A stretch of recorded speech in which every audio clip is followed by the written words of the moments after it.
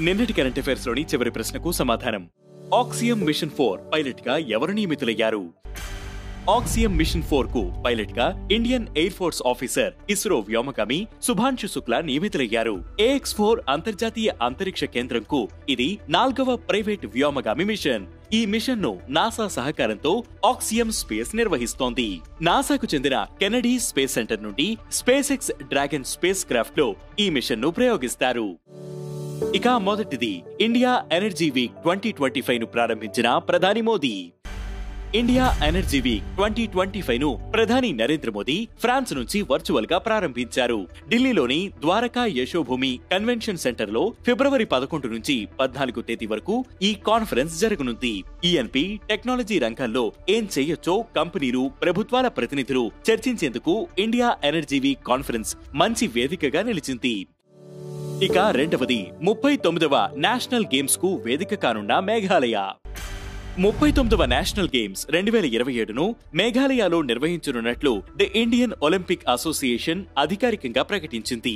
IOA president PT Usha ఈ విషయాన్ని Meghalaya CM Conrad సంగ్మాకు చెప్పారు. ఉత్తరాఖండ్లోని హల్ద్వానీలో 38వ నేషనల్ గేమ్స్ పూర్తయిన వెంటనే మేఘాలయ ఐఓఏ ఫ్లాగ్ ను అందుకోనుంది. ఇక మూడవది, డిఫెన్స్ పార్ట్నర్షిప్ ఇండియాను ప్రారంభించిన UK. United Kingdom defence partnership ఇండియాను అధికారికంగా ప్రకటించింది. డిపిఐ అనేది యూకే రక్షణ మంత్రిత్వ శాఖలో ప్రత్యేక విభాగం. ఇరు దేశాల మధ్య రక్షణ సహకారాన్ని పెంచడమే దీని లక్ష్యమని యూకే పేర్కొంది. అధునాతన రక్షణ సాంకేతికత, తయారీ సామర్థ్యాలకు సంబంధించిన కీలక ఒప్పందాలపై ఇరు దేశాలు సంతకం చేశాయి. ఇక నాలుగవది, రాష్ట్రాల ఉన్నత విద్యపై నీతి ఆయోగ్ నివేదిక విడుదల. రాష్ట్రాలు, రాష్ట్ర ప్రభుత్వ విశ్వవిద్యాలయాల ద్వారా నాణ్యమైన ఉన్నత విద్యను విస్తరించడంపై నీతి ఆయోగ్ నివేదికను విడుదల చేసింది.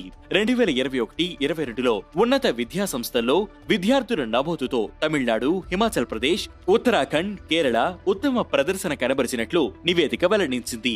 18 నుంచి 23 ఏళ్ల మధ్య వయస్సు ఉన్న ప్రతి 1,00,000 మంది విద్యార్థులకు కర్ణాటకలో అత్యధికంగా 66 కాలేజీలు ఉండగా ఆ తర్వాతి స్థానంలో తెలంగాణ, ఆంధ్రప్రదేశ్, హిమాచల్ ప్రదేశ్, కేరళలో ఉన్నట్లు తెలిపింది. ఇక ఐదవది, అవినీతి దేశాల జాబితాలో 96వ స్థానంలో ఇండియా. ట్రాన్స్పరెన్సీ ఇంటర్నేషనల్ సంస్థ అవినీతి దేశాల జాబితా 2024 విడుదల చేసింది. 180 దేశాల్లో ఇండియా 96వ స్థానంలో నిలిచింది. అవినీతిలో మన దేశం 2022లో 40, 2023లో 93వ స్థానంలో ఉంది. పాకిస్తాన్ 135వ స్థానంలో, శ్రీలంక 121వ స్థానంలో, బంగ్లాదేశ్ 149వ స్థానంలో, చైనా 76వ స్థానంలో ఉన్నాయి. ఇక ఈరోజు కరెంట్ అఫైర్స్ క్వశ్చన్, ఇండియాలో తొలి స్వదేశీ ఆటోమేటెడ్ బయోమెడికల్ వ్యర్థాల శుద్ధి కర్మాగారం శ్రీ జనంను ఎవరు ప్రారంభించారు?